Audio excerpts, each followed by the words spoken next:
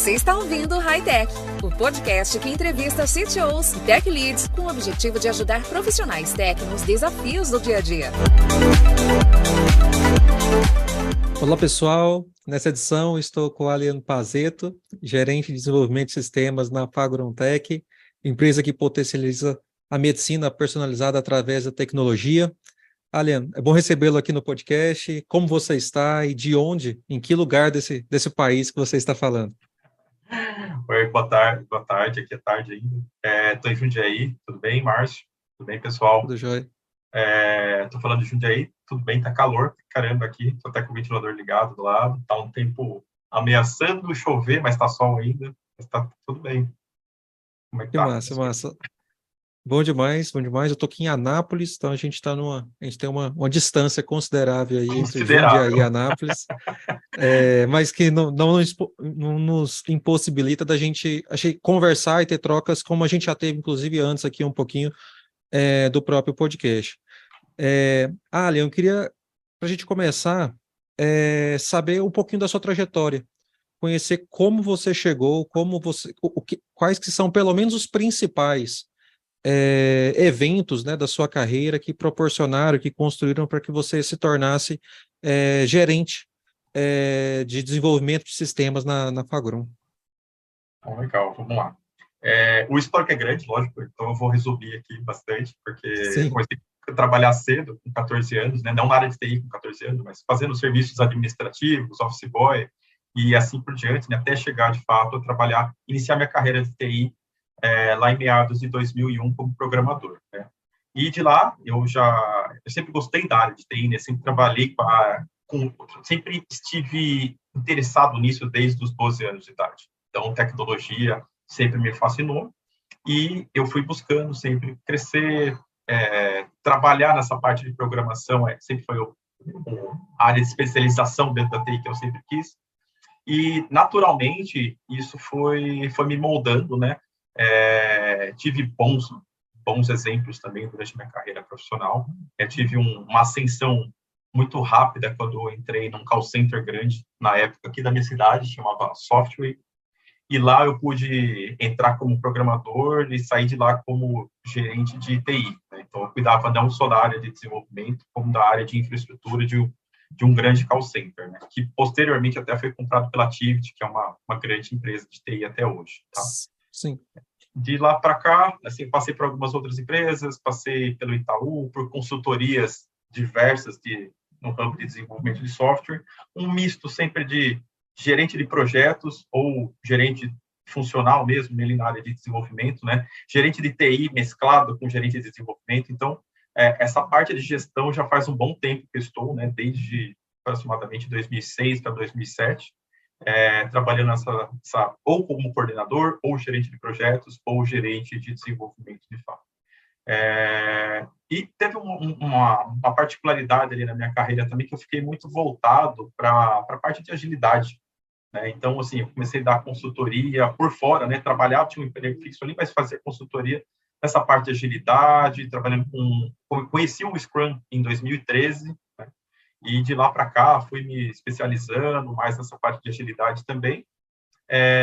Conheci o Kanban, conheci conceitos do Lean melhor, né? Aprofundei melhor nessa parte de Lean. E estou aqui agora na Fagron Tech há 2 anos e quase 2 meses, Estou bem contente aqui. Mas é bem relevante, acho que olhando para a sua trajetória, que, assim, e sem dúvida, acho que muitos, se não todos, mas muitos desses momentos que você teve, eles de fato contribuem no seu dia a dia, né? Acho que agilidade, acho que para um gestor de desenvolvimento, acho que ele ter não só a familiaridade mas ele ter domínio, né, sobre conceitos importantes ali, eles podem até não ser talvez a tônica do dia a dia, sim, mas sem dúvida nenhuma ele está imerso nas decisões, né, semanais e muitas vezes diárias mesmo, até mesmo diárias de corte de escopo, de auxílio, de entendimento ali daquele problema, né, de acompanhamento de pessoas, né? Então, você falou também de consultoria, desenvolvimento, então acho que, sem dúvida, isso tudo são bagagens e experiências para as tomadas de decisões, né?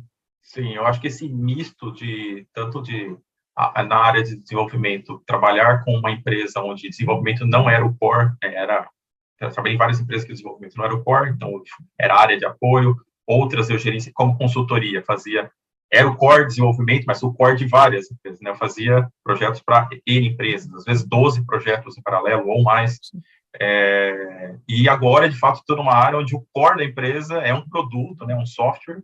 Então, de fato, eu acho que hoje estou na minha melhor posição onde gostaria de estar até agora, 2023, né? Entendi. Almeja um pouquinho mais, né? Mas, assim, 2023, falando mais de 2023, estou num lugar que acho que gostaria de estar. Estou com um equilíbrio profissional legal, trabalhando com produtos, que é algo que eu gosto demais, né? Comparado aí com consultoria, sem dúvida, produtos é uma área muito interessante.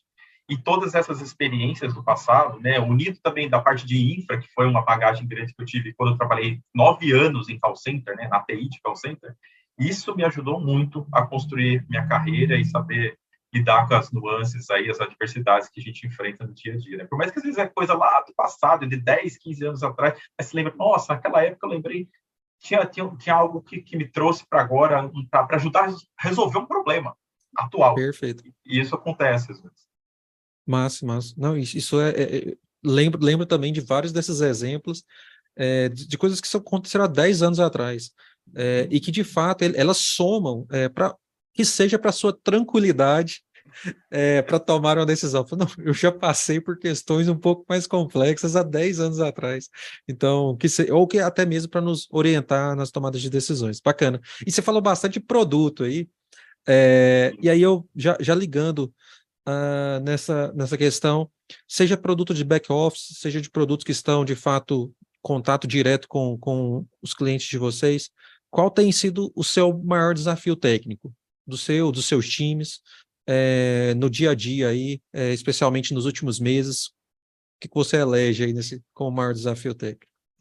Olha, um dos maiores desafios que tenho hoje, de fato, está relacionado a skill, né, na área de desenvolvimento, skill técnico, né, estar atualizado é sempre um desafio, né? Tem muita gente querendo vir para a área de desenvolvimento de software, mas muita gente não está afim, às vezes, de assumir o desafio que tem de estudar sempre, de estar atualizado, de se manter atualizado e trabalhar bastante, né? Então, trabalha bastante, que eu digo, não horas a fio, mas, assim, estar com parte do dia comprometido com o trabalho, parte da semana, talvez, se reatualizando, conhecendo, se inteirando do que está acontecendo no mercado. Então, o desafio maior que eu tenho é em manter profissionais atualizados, ter profissionais atualizados, seniorize o suficiente para ter um produto complexo, é um produto complexo que a gente tem hoje. A tecnologia se tornou muito mais complexa do que na época do que eu era programador, onde você tinha um sistema desktop, né, ali para você atender a maioria das vezes um público que estava dentro da empresa, né? Então o sistema era muito voltado para a empresa em si e não para o mundo externo. E hoje a gente tem boa parte dos softwares é para atender o mundo externo, inclusive o nosso. Então essa escalabilidade é difícil de gerenciar e é um desafio enorme. Então é uma dificuldade enorme você ter pessoas capazes de entender bem de front, bem de back, bem de tecnologias em nuvem, conhecer um pouquinho de tecnologia on-premise, conhecer as diversas tecnologias relacionadas a banco de dados e fila, evento, outras coisas mais, outras stacks envolvidas aí na parte técnica. Então, essa sopa de letrinhas que a maioria das pessoas que não são da área não conhece, é tudo muito assustador se você parar para pensar, até para pessoas da área, porque nem todo mundo domina tudo isso, né? Sim, sem dúvida. Então, você ter um cara de DevOps ali que conhece bem da área dele é essencial, mas também tem um cara bom de front, um cara bom de back, um cara full stack que vai ter que trabalhar, porque não tem só front, não tem só back, o cara tem que conhecer um pouco de tudo, né? E eu acho que isso é um problema também hoje que a gente enfrenta. O cara quer ser especialista só em algo e esquece que para ele fazer uma parte, ele vai depender de... Se ele quiser fazer um projeto sozinho, por exemplo, ele não vai conseguir se ele não conhecer um pouquinho das outras tecnologias também, tá? Acho Perfeito. Que esse é um dos maiores desafios que eu enfrento hoje aqui, além do próprio produto, né? O produto se manter atualizado no mercado e bom para o cliente. Então, assim, é muito fácil criticar uma empresa e um produto hoje, né? Então, você bota lá na internet, 1.000 pessoas criticam e 2 elogiam. Então, você manter a saúde mental, ouvindo todas as críticas e conseguindo fazer um produto que, de fato, atende seu cliente, é sempre um desafio também. Perfeito. E assim, eu acho que quem passou por publicar qualquer aplicativo numa das lojas aí, né, da Apple ou da Google, sabe muito bem que assim, os comentários que vêm ali, geralmente 99% não são de elogio. Por mais que o seu aplicativo seja muito bom, as pessoas que vão gastar energia te dando comentários são as pessoas que de fato não conseguiram isso, que as expectativas foram quebradas. E não saber gerenciar isso é um grande desafio. Você trouxe, acho que vários pontos, acho que a gente pode falar um pouquinho de cada um deles, mas começando até do último para o primeiro aí que você trouxe, e aí pensando no que você tem feito no seu dia a dia. Você recebe várias interações aí dentro olhando para o produto, é a interação do usuário, reclamando, esperando algo diferente, elogiando também, é claro, e também dentro do seu próprio time, os stakeholders também aí, eles têm ideias, insights, né, de que deveria ser assim, deveria ser dessa forma, deveríamos implementar essa funcionalidade. Como você tem... esqueci de um persona, o que você inclusive começou falando aí, acho que de vários que ainda existem, que é o desenvolvedor, que ele também quer. Não, eu, no meio desse cenário todo, eu quero desenvolver essa funcionalidade que talvez seja importante para o usuário, talvez seja importante para o stakeholder, mas talvez não seja. Talvez ele só... O maior beneficiar dessa funcionalidade é o próprio desenvolvedor, porque ele quer implementar com aquela tecnologia, com aquela arquitetura, com aqueles conceitos aqui, com aquele design pattern e tudo mais. Então, como que você tem gerido isso, olhando para o produto, todas essas iterações?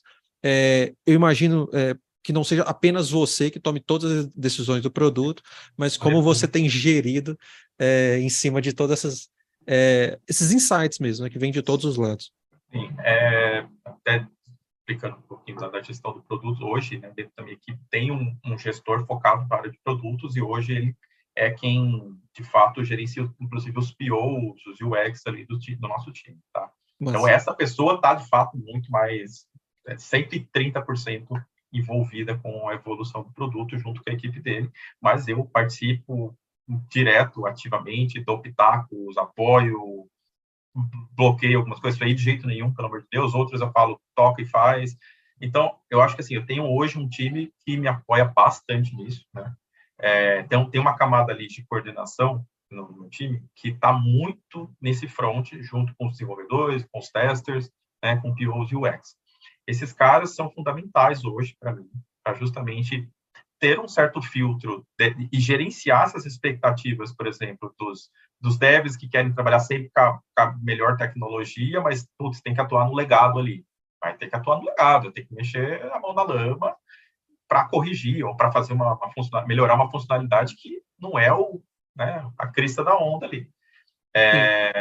Então, esse gerenciamento de expectativas a gente tenta equilibrar, e até, sim, tem um certo ponto que o próprio produto nos ajuda, porque o produto está em evolução, está em crescimento, né? Então, assim, a gente está num momento que está tendo muita coisa nova.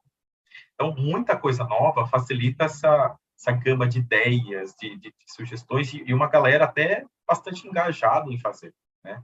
A gente tem um evento no meio do ano, né, que é a nossa feira ali, a Consulfarma, que atende o nosso mercado. Então, isso, de certa forma, motiva boa parte das pessoas, não posso falar por todos, né, mas você vê o engajamento de boa parte das pessoas querendo fazer, de fato, acontecer para a gente entregar coisas bonitas, legais para essa feira. Aí o gerenciamento dessas expectativas fica muito também a cargo dessa liderança que está mais próxima deles ali. E a minha, o gerenciamento das expectativas com eles, né, com o nível de coordenação, porque eles também querem colocar muita coisa, também querem fazer muita coisa, e às vezes você tem que dar uma segurada e falar assim, cara, assim, vamos lá, não dá para fazer tudo, não dá para ser desse jeito, a gente tem que pesquisar. A gente está trabalhando muito mais agora do que no passado com relação à experimentação, fazer prototipação, chamar cliente para participar do processo, algo que acontecia muito esporadicamente ou em situações muito específicas. A gente está envolvendo o cliente muito antes de fazer, né? Que é o correto, né? A Bacana. gente vai, faz protótipo, experimenta, faz o teste ali junto com ele e, cara, vamos fazer isso? Pô, isso aqui precisa ajustar no protótipo, vamos fazer de uma forma diferente, vamos lançar um MVP de uma funcionalidade, obter o feedback. Então, a gente está perguntando a todo momento, fazendo pesquisa online a todo momento, dentro do próprio produto, para ir obtendo esses feedbacks, esses insights dos próprios clientes também. E é o que eu te falei, né? A maioria das vezes a gente recebe críticas, né? Algumas construtivas, e a gente realmente leva isso em consideração de verdade, né? E vai atrás. E tem alguns que são só haters mesmo, né? Tem alguma camada ali que é só Sim. quer aparecer. Isso. E eu acho que toda essa trajetória dos gestores, as nossas, acho que ela também nos ajuda a conseguir filtrar isso, né? O que de fato são expectativas quebradas, o que de fato são feedbacks de usuários que os feedbacks em si eles não fazem tanto sentido, muitas vezes até porque o usuário que foi alcançado ele não é o usuário que nós estamos focando nos nossos produtos e tudo mais. Então, faz muito sentido. Acho que a nossa trajetória nos dá essa tranquilidade para a gente conseguir filtrar, na maioria desses casos, e colocar na fila o que de fato precisa ser implementado, né? Para atender as expectativas. Bacana. E um outro ponto que você também falou foi sobre o desenvolvedor, né? Então, são desenvolvedores que muitas vezes eles são muito especialistas, eles estão muito focados em apenas uma área do desenvolvimento, seja de infra, seja de front-end, apps, mobile, né? Ou back-end. Diante desse desafio, e você também comentou que vocês estão crescendo. Isso é muito bom. Só que isso gera dores, né? Algumas dores. Dores que todas as empresas querem ter, mas que são dores que a gente também não pode ignorá-las, né? Montar times, selecionar novos profissionais, engajar as pessoas dentro dos nossos times para que elas também não saiam, manter o turnover. Qual tem sido o desafio no âmbito de montagem de times de vocês? Acho que você já falou um pouquinho sobre a característica desses profissionais, né? De alguns desses profissionais, mas como tem sido esse desafio, talvez até algumas ações que vocês têm realizado aí. O filtro na entrada, ele é muito importante, e a transparência também. A gente preza muito pela transparência, não só dentro de casa, como para o mundo externo também, né? Para clientes e para candidatos que querem trabalhar com a gente também. Então, essa transparência faz com que a gente já fale de cara assim, olha, temos isso, que é legal pra caramba, e temos isso aqui que não é legal, e que tem que mexer às vezes, né? Então, trazer essa transparência ali para a entrevista, para o processo seletivo, explicando as coisas boas, os desafios que tem, que não são poucos desafios, unido das perspectivas que tem de crescimento do próprio produto, da empresa como um todo. Eu acho que isso tenta um pouquinho quebrar essa barreira de entrada.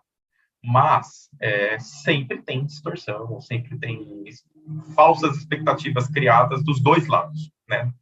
Da empresa para com o desenvolvedor e o desenvolvedor para com a empresa, né? Nós erramos, né? Mas também o desenvolvedor também erra. Né? Então, eu acho que esse equilíbrio na relação, eu sempre falo isso para todo mundo, né? Não só aqui, eu falo isso para todo mundo. A gente tem que sempre lembrar que é uma relação comercial. Apesar de tudo, apesar de ser, às vezes, um lugar fantástico para você trabalhar, um lugar com N possibilidades, não deixa de ser uma relação comercial fria. No fundo é isso. Essa relação comercial tem que ter um saldo sempre positivo, né? A relação empresa-colaborador tem que estar com um saldo positivo de ambos os lados, né? Porque quando está negativo de um lado, sempre a corda vai puxar um pouco mais para cá, esse cara vai ficar insatisfeito, esse cara vai pedir a conta, vai reclamar da empresa para fora e assim por diante. E o contrário também é verdade, né? Quando a empresa não está satisfeita com o colaborador, a relação começa a ficar ruim, até o ponto de se a gente não consegue reverter isso com o colaborador, a gente tem que dispensar que é o processo limite, né? Dessa relação. Eu não sei se eu consegui responder a tua pergunta, S- até me perdi na... Não, conseguiu sim, e eu acho que eu tenho até alguns pontos que eu acho que a gente pode dar ressaltar da sua resposta, Ali. É, eu acredito muito que não há onboarding, não há processo nenhum que vai resolver uma má contratação. É, eu acredito, e nós aqui na Impulso a gente tem um tratamento de gaps que nós chamamos, então a partir do momento até que um cliente identifica que, ó, isso aqui não está funcionando, nós vamos agir nas próximas 2, 3 semanas para nós encontrarmos uma solução para aquela pessoa, inclusive, para a gente reajustar. Muitos dos problemas são soft skills, são a falta de comunicação, é uma falta de transparecer a responsabilidade dele, né? Que muitas vezes o profissional, seja um designer, um desenvolvedor, um QA, ele tem essa dificuldade talvez de verbalizar, de dar visibilidade de fato das preocupações dele, das ações dele, e muitas vezes isso simplesmente verbalizar isso, deixar isso claro, resolve muitos dos problemas. Negociar, dizer não, né? Mas também a gente acredita muito, por isso que a gente acredita muito na gestão contínua, no tratamento de gaps. Entretanto, nós também sabemos que existem casos que não há diálogo, que não há conversa. Por quê? Porque não há fit mesmo. E não há fit, e como você mesmo disse, quando o saldo está negativo para uma das partes, seja para o profissional, seja para a empresa, dificilmente a gente consegue dar um retorno, uma virada tão grande, se não houve fit nenhum com a portagem, com a entrada, com a empresa, com os desafios que ali estão propostos, né? Então, eu lembrei imediatamente disso. Eu tenho uma newsletter também que eu escrevo semanalmente, eu escrevi recentemente sobre isso. Não há onboard, não há engajamento, não há ação, não há malabarismo que um gestor possa fazer quando, de fato, a contratação deu errado. Quando aquela pessoa não tem fit nenhum. Existem, como você disse, acho que várias estratégias que a gente pode fazer para engajar mais o profissional, que a gente possa recuperar um profissional que já que estava muito bem, que por algum motivo ele começou a mandar mal. Até mesmo pessoas que tenham fit, mas que você percebe que não está muito bem. Então, acho que existem várias ações que a gente pode fazer, mas uma das ações muitas vezes é liberar a pessoa, velho. Tem um mercado, o mercado nos últimos 10 meses, de fato, ele está mais difícil, com menos opções, né, do que em outros momentos. Entretanto, ele ainda é receptivo o suficiente para que você que não deu certo em um lugar, você seja de fato feliz, encontre desafios que te engajem em outro lugar, né? Então, encontrar esse equilíbrio, e esse equilíbrio que não é um equilíbrio que é 0 a 0, né? É ponto positivo para um lado e ponto positivo também para o outro. Essa acho que é a razão. Tem uma frase dentro do nosso manifesto, a gente refaz o site da Impulso, assim, enquanto eu estive aqui, acho que a gente refez umas 5, 6 vezes o site, sempre evoluindo, e eu sempre falo assim, gente, vocês podem mexer em tudo, mas tem um negócio que eu acho que não faz sentido, que é a gente remover, tem uma frase do manifesto que fala que nós não vamos descansar enquanto o trabalho não for realizador, motivador e produtivo para o profissional e para a empresa. Não adianta, se uma esses dois personas, né, esses dois personagens da relação ali, eles estiverem desmotivados, se não verem que a relação está produtiva, não encontrarem desafios suficientes para não adianta. A gente só está perpetuando a dor, né? A gente só está até sacrificando semanas da carreira de alguém, velho. Você poderia estar sendo feliz em um outro lugar, em um outro desafio, e do que, de fato, você muitas vezes está se desgastando, e aí entra desmotivação, crise de impostor, e várias outras coisas. Mas, velho, na verdade, a razão disso é porque não tem fit. Não há porquê essa insistência, né? Não tem porquê. Lógico, tem outros motivos, né? Não é só, às vezes, questões financeiras mesmo, né? Você está ali numa relação, mas eu entendo que ainda assim, quando há um motivador financeiro, deve haver um engajamento até maior, né? Quando você tem esse motivador financeiro, para que ou você faça a sua vida mais fácil, né? Para não ficar só o cara reclamão, né? Sim. Ou né, já se movimentar. Eu sempre falo também, quando alguém não está feliz, a melhor hora de procurar emprego é estando empregado, né? Não na hora que você está desempregado para procurar emprego. Então, Eu acredito bastante nisso, e a nossa área tá com muita oportunidade ainda, né? O mercado deu aquela desaquecida um pouco, mas ainda tem um gap enorme de profissionais, e isso Exato, não vai ser suprido tão cedo. exato. Não, faz muito sentido. É, olhando para cases aí que você tem aí, inclusive recentemente na Fagron, case de sucesso, eventos que você fala, aqui nós de fato fizemos algo que somou significativamente, que vai ser como a gente disse, né, lá no início, vão ser uma daquelas experiências que 10 anos depois eu falo, nossa, eu lembro disso, que isso foi muito importante. Eu imagino que tenha vários aí, mas tem algo que você lembre aí de imediato, que faz sentido trazer para cá? Eu acho que, assim, um grande case, a gente tem hoje 2 produtos que são carro-chefes, né, da empresa. Um deles, ele é o novo, porque a gente já estamos aí com bastante clientes já em cima dele, né, mas ele está em constante atualização ali, né, né, está com uma velocidade de entrega de novas funcionalidades muito maior. E tem o nosso produto que é o legado ali, né, o nome do produto está há 30 anos já no mercado, então assim, é um produto já bem maturado no mercado, né? Não é à toa que a gente é líder nesse mercado. Mas eu acho que um grande case está mais voltado para esse legado, né? Porque ele vinha sofrendo um desgaste de imagem já fazia um tempo, né? Como eu falei, estou aqui há 2 anos, né? Eu entrei e ele já estava no meio da pandemia, aconteceram, acho que, muitas coisas, perdeu os profissionais e estava com uma imagem um tanto desgastada ali naquela ocasião. E acho que um grande case foi não reverter completamente, porque tem clientes que não enxergaram isso ainda, tá? Mas a gente vê nos números, né? Os números não mentem, né? Como já é dito. No número de reclamações, na diminuição do suporte técnico dos atendimentos e até no feedback de muitos clientes aí já antigos que a gente tem, né, na estabilização desse produto, né? A gente estava com muitos bugs em backlog, bugs críticos, e isso foi criado uma grande força-tarefa em cima disso. Colocamos algumas pessoas especialistas para atuar nesse problema, atuamos na causa raiz, né, voltando lá na volta de brand. Debugando literalmente. Voltando assim, vamos voltar para o brand lá de, sei lá, junho de 2020. Vamos ver o que aconteceu ali, se é isso que desencadeou um problema em cascata, né? Então, esse trabalho minucioso foi feito e minha equipe, de fato, está de parabéns para isso, porque foi um trabalho muito bem feito.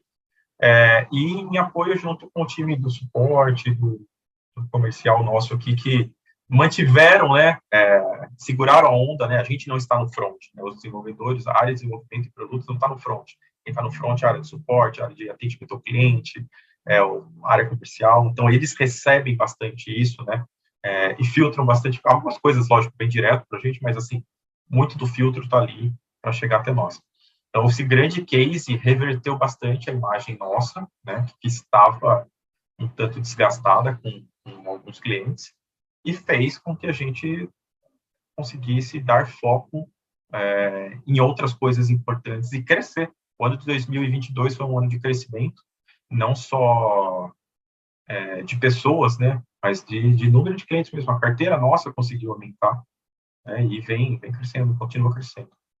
Mas não, esse exemplo acho que é muito bom, esse case seu, Alencar, porque a gente, assim, muitas vezes nós estamos presos, né, às questões técnicas, que muitas vezes é 80% do nosso dia, 60% do nosso dia, e muitos das melhorias, dos grandes lançamentos que nós fazemos, eles, ou até mesmo dos refactors, a gente não consegue muitas vezes identificar o resultado que ele alcança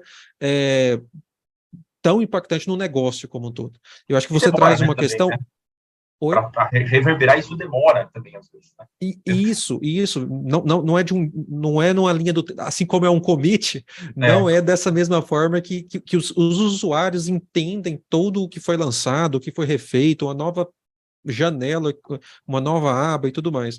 Então, você traz, acho que uma questão que fala de processo, de todo esse histórico, de voltar no tempo ali, e debugando mesmo os processos mesmo, para que você consiga não apenas resolver uma questão, mas trazer até uma imagem, não só das pessoas que estão envolvidas, mas para os próprios usuários, para os próprios clientes. Acho que é uma virada de chave que sem dúvida é marcante, eu imagino que para você, mas para todas aquelas pessoas que de alguma forma se envolveram, mesmo que foram num aspecto consultivo ali, né? Com certeza, deve ter refletido para eles também, viu? Não foi... Principalmente, acho que para o pessoal de suporte que está ali no front, eles sentem bastante, né? Mas para os desenvolvedores que atuaram nisso, acho que dá... Se eu fosse o desenvolvedor, eu sentiria orgulhoso disso também. Entendi. Massa. Show de bola. Olhando aqui para dicas que você, como gestor na Fagron, e pela sua experiência, que você fala assim, Márcio, acho que se você quer... quem está nos ouvindo aqui, né? Quer se tornar um tech lead, quer se tornar um gestor de desenvolvimento, quais que são as habilidades ou alguma dica que você fala? É importante. Eu queria ter ouvido isso lá em 2005, 2004, né? O que você destaca aí? Olha, não tem mágica, né, com relação assim, vou fazer isso que vai dar certo, mas eu acho que tem grandes experiências que eu passei que, se tivesse ouvido, teria alguns atalhos, né? E eu tive grandes mentores que me auxiliaram também a chegar onde eu estou hoje, né? Então, tive grandes pessoas que passaram, grandes líderes que passaram pela minha carreira, que fomentaram muito essa sede de crescer, de me tornar gestor. Acho que uma delas, de fato, é a força de vontade de não parar de estudar, né? A gente tem que estudar muito, não só na parte técnica, mas entender de outras coisas também. Por exemplo, eu sou formado no técnico, na área formado técnico no técnico, né? Quando eu fiz lá meu colegial, que na época era junto com o técnico, né? Eu fiz lá o processamento de dados, então toda a minha parte técnica maior eu conheci naquela parte e já comecei a trabalhar desde então nisso. Mas eu sou formado em marketing, né, em gestão de marketing. Então, trazer essa outro lado daqui me trouxe uma bagagem que eu não ia ter se eu tivesse só focado ali na questão técnica. Então, um gestor, ele tem que ser plural, né? Ele tem que sair da caixinha do desenvolvimento ali e ir conhecer a dor, de fato, das áreas, né? Nós somos muito soberbos na nossa área, eu acho, de criticar sempre o usuário. Porque o usuário é isso, que o usuário é aquilo, que o usuário não sabe mexer. Quando a gente sai da nossa cadeira e vai conhecer de fato a dor lá de perto, vai ouvir, vai entender, você vai ver que aquele cara não é preguiçoso, né? Ele tem N outros desafios, N outros problemas para resolver, e a gente está ali justamente para resolver esses problemas, para dar solução para muitos dos problemas dele. Então, ser gestor é estar próximo também dessas outras áreas e integrá-los ao desenvolvimento. Quando você cria silos, você distancia as pessoas. Então, criar essa integração entre as áreas é fundamental para qualquer gestor.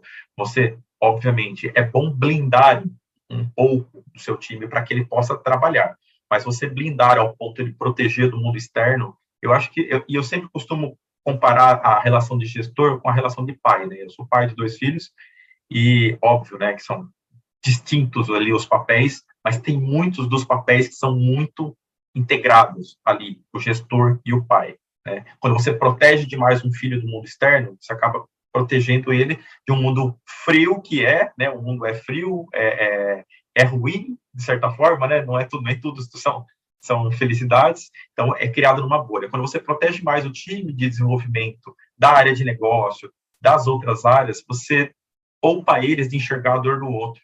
Você não gera empatia, você não gera, de fato, identificar para que você está ali. Para que eu estou ali? Estou ali para servir a mim, ao meu ego, ou a servir ao outro. E a nossa área é servidora, né? Nossa área é servidora. Então, essa é uma das dicas, né? Sair, de fato, da cadeira e conhecer as outras áreas. Hoje em dia, você não vai sair da cadeira, né? Porque você está no online, né? Você está no home office, você vai... Você sai do canal do Slack, às vezes. Sai do canal do Slack, você vai de um...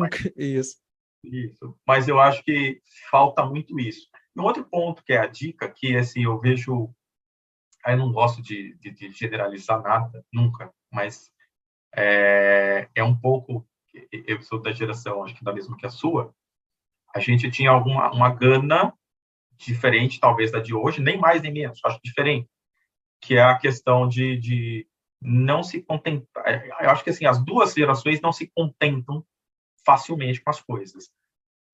Mas eu acho que falta, às vezes, em algumas pessoas atualmente, dessa vontade de querer aprender e não desejar que tudo caia do colo, às vezes. Não, nem tudo vai vir para você. Você tem que cavocar, ir atrás, se mostrar interessado. Se mostrar interessado é muito mais importante, às vezes. E o cara ali está numa posição, talvez pleno para sênior, que quer virar um tech lead, se ele não saber lidar, de se mostrar interessado, de assumir desafios para ele, mesmo que não é solicitado, mas ele começar a trazer coisas para ele, ele não vai se enxergar. Ele não, ainda mais agora, se a gente está trabalhando a gente não está vendo a pessoa face a face ali, muitas vezes a galera não abre câmera e tal. Então, se você não se mostra presente, como é que você vai querer ser reconhecido? É muito mais difícil. É mais difícil. Então, se mostrar presente não é fazer um marketing falso, né? É se mostrar presente com atuação, com ação, né? Com demonstração de resultados. Eu acho que todas as vezes que eu consegui aumento da minha carreira, que eu busquei, e isso, Sim. Eu sou um cara que não tenho medo de pedir aumento quando eu acho que eu mereço, é justamente assim, cara, listar as coisas que eu fiz, que eu trouxe de resultado para a empresa, e sentar com o meu chefe e falar assim, cara, eu trouxe isso de resultado, por isso que eu fiz, blá, blá, blá, blá. Eu acho que está na hora da gente conversar. Então, isso é se mostrar. Isso é mostrar o teu trabalho e estar ali, como eu falo, em evidência. Né? Não ficar só nos bastidores, não ficar ali quietinho no canto e esperar que... Isso faz muito sentido. Isso faz muito sentido, porque assim, por muito, acho que uma das coisas que eu acredito, a gente falou até um pouquinho antes da nossa gravação aqui, um pouquinho de senioridades, né? E eu acredito que o que muito você identifica, não somente a senioridade, muitas vezes, mas também o potencial dos profissionais, é esse interesse além de executar o que foi solicitado, de arrastar um card para a direita, né? Brincando aí com o board do Kanban, por exemplo. No capricho, às vezes, né? Daquele detalhe. Isso. É você ir um pouco além e pensar na arquitetura, é você ir além e pensar em propostas que possam fazer sentido, é você ir além e identificar o problema. Será que esse problema, de fato, é isso mesmo? É você contribuir, é você se envolver, você assistir aquela call de Discovery, que, por exemplo, que está disponível para você assistir, porque isso, de fato, vão te trazer ideias, vão te trazer inputs ali, que vão te possibilitar que a gente corte o escopo, muitas vezes que o PM ali, o PO, ele não conseguiu identificar, mas, gente, no fim, porque assim, acho que a nossa formação técnica, como desenvolvedor, como analista, ele nos faz, assim, nós somos, eu acredito muito nisso, assim, esse não é um requisito, e também estou aqui generalizando, mas a ideia não é trazer um peso para as pessoas. Mas quando a gente vai no supermercado, muitas vezes você se pega analisando qual caminho que você vai fazer para você ocupar menos espaço, ou para você usar menos, para você andar. Por quê? Porque isso é intrínseco do nosso dia a dia, muitas vezes ali no nosso trabalho. Então, se a gente tiver acesso a essa conversa do usuário, muitas vezes, em alguns casos é possível, outros não.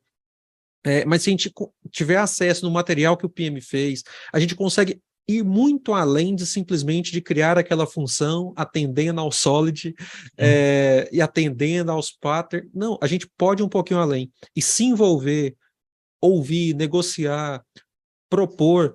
Acho que isso é uma postura que se para um desenvolvedor sênior ela é mega importante, para um gestor, para um tech lead, ela é fundamental.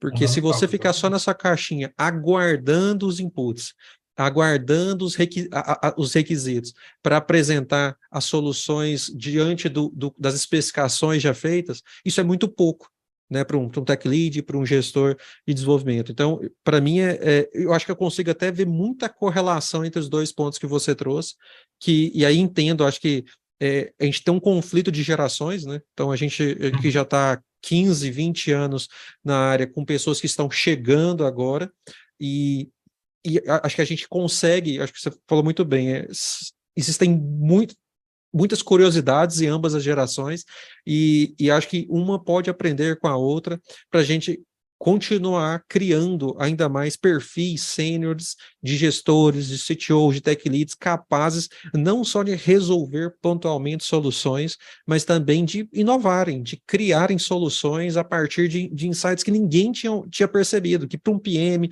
para um designer, que para um pessoal do comercial passou em branco. Para ele falou assim, olha, eu não tinha percebido. E o desenvolvedor ali, o time de desenvolvimento, o tech lead, ele é capaz de falar, gente, eu acho que ninguém percebeu isso, mas tem essas informações que são desnecessárias. A gente pode adiar, isso pode entrar no V2, enquanto a gente foca, isso aqui resolve o seu problema, né? E é claro, acho que nós como gestores temos que ter também a capacidade de dar essa autonomia para os times, mas é claro que essa autonomia vem com responsabilidades e daí por que tá diante, igual a questão relação pai e filho, né? Meu filho que está entrando na adolescência, por exemplo, ele quer mais coisas, fala, tá bom, você tem responsabilidade para isso, então, se você assumir as consequências boas e ruins, cara, vai lá e faz. Agora, se você não estiver preparado para assumir as consequências ruins, então, cara, então aguenta aí. Exatamente. Então, excelente. Acho que acho que a gente consegue abordar bastante quem está nos ouvindo, que está nessa transição, ou que já é um tech lead.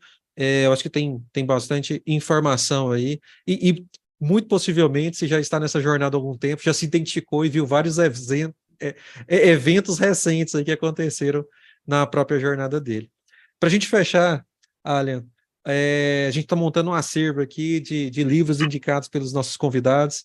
Tem algum livro, pode ser aquele livro de cabeceira, aquele livro que você está lendo, finalizando aí a leitura, que você fala assim, acho que é uma boa referência para você que está nos ouvindo aí.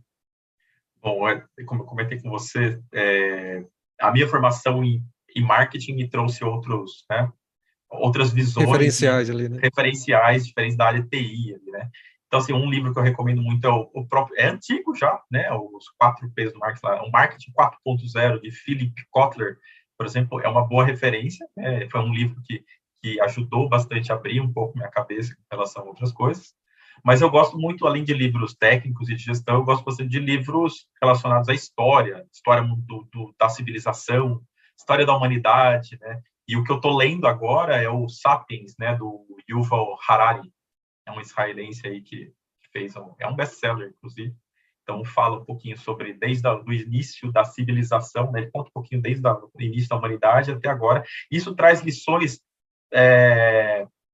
para lidar com pessoas, né? O livro não é focado em gestão, não tem nada a ver diretamente com gestão, mas traz lições de vida ali que são aplicáveis, né, quando você é gestor, a saber lidar como é que funciona o ser humano, como é que o ser humano se relaciona. O ser humano é um bicho social, é um animal social, né? Não é um animal isolado, né, que tem ali, sei lá, pegar a ursa, né? A ursa se acasala e cria o filhinho dela isolado e depois o filho cresce e sai. Não, o ser humano depende de gente, precisa de gente. E esses livros que falam sobre ser humano eu gosto bastante. Mas não, eu gosto demais. Acho que algumas pessoas também têm trago alguns livros não técnicos, como o Sapiens, por exemplo, e eu acho que eles são bem bacanas. A gente precisa sair das nossas bolhas técnicas de arquitetura, desenvolvimento, agile e tudo mais, e um pouquinho buscar, porque inclusive ficção, romances, e vários livros de história e tudo mais, eles têm muito a somar e trazer, acho que despertar algumas coisas que talvez a gente acaba até atrofiando, seja a nossa criatividade, o nosso diálogo diante de tamanhas interações técnicas que muitas vezes a gente acaba se limitando. Bacana, excelente, estão salvos aqui, e todas essas indicações vão estar também na descrição desse episódio, para quem está nos ouvindo aí, no seu player preferido. E para finalizar, de fato, agora sim, Alan, suas considerações finais, e também queria saber como as pessoas te encontram nas redes sociais, se você puder falar um pouquinho, também a gente vai descrever aí, mas onde você é mais, onde você usa mais, né? Que muita gente que eu tenho conversado aqui, Márcio, eu sou mais low profile, eu não tenho gerado tanto conteúdo e tudo mais, mas as pessoas me encontram aqui. Sim. Como que Acho que esse é um as pouquinho pessoas do te meu encontram? perfil. Eu não gero tanto conteúdo, mas eu estou disponível ali no LinkedIn, né? Alian Pazeto, Pazeto com os Z e 2 T's. Depois ele vai colocar o link aí. Minhas considerações, primeiro, agradecer vocês, né, da Impulso, você, Márcio, pela oportunidade de estar falando aqui. Eu lá no passado era uma pessoa extremamente tímida, né, nos meus 18, até os 18, 20 anos ali, extremamente tímido mesmo. Hoje em dia eu não me enxergo dessa forma, né? Eu gosto de falar, gosto de conversar, gosto de interagir com as pessoas. Então, na época que eu dava cursos ali, de fato me realizava. Já quis ser professor, né? Uma das coisas que eu quis ser no Me passado era identifiquei. professor. Me identifiquei bastante com ele. Você também? Sim, eu fiz mestrado na UFG, então eu queria muito fazer, dar aula e tudo mais, mas me identifiquei com a sua Não, então, experiência. eu sempre gostei muito de ensinar, e assim, eu não tenho essa timidez mais para ensinar, para explicar, e isso eu acho que é bem legal. Então, esse convite veio muito a calhar para falar um pouquinho, porque eu gosto de falar, gosto de conversar, gosto de falar da nossa área, gosto de falar de diversos assuntos, N assuntos, né? Se tem uma coisa que eu gosto de fazer é filosofar, né? Seja ali acompanhado dos amigos ali, tomando uma cervejinha, ou com a minha família, que adora filosofar também pra caramba. Então, acho que é uma oportunidade bem bacana de passar um pouquinho, né, um milésimo do conhecimento aqui que eu tenho da minha carreira, né, dos meus mais 20 anos de carreira. Acho que para quem está ouvindo aí é novo, né, na área ou que está querendo galgar cargos de gestão, o misto de conhecer tecnicamente, de tecnologia e lidar com gente é uma coisa fantástica. Então, isso que é o que me motiva estar trabalhando há tanto tempo nessa área e com pessoas. Então, assim, pessoas é um dos maiores desafios que a gente tem. Então, o código, a gente vai ter dificuldades, vai ter complexidade, mas ainda está tangível. Na hora que a gente vai para o ramo da gestão de pessoas, é um universo infinito de possibilidades, de experiências ótimas, excelentes, outras nem tanto, né? Você vai aprender muito, vai bater muito a cabeça, vai lidar com perfis extremamente diferentes, mas acho que vale a pena bastante para quem gosta e quem tem essa vontade de ir para a área de gestão. Então, muito obrigado, Márcio, muito obrigado, Impulso, pela oportunidade. Foi bem gratificante para mim. Mas foi muito bom para mim também te conhecer, Alan, e principalmente acho, o nosso papo, né? Tanto pré-gravação quanto agora, eu acho que ele foi enriquecedor, acho que aprendi muito, e eu tenho certeza que as pessoas também aprenderam. A gente ainda vai conversar bastante aí na nossa jornada, então estou à disposição também. Muito obrigado, Alan. E obrigado também a todos que nos ouviram até aqui. Se você puder avaliar esse podcast com 5 estrelas na plataforma que você está escutando e compartilhar com outras pessoas, assim o conteúdo do Alan e tudo que a gente conversou aqui também, ele pode alcançar outras pessoas. É isso, pessoal. Até a próxima edição do High Tech. Até mais, pessoal. Tchau, tchau.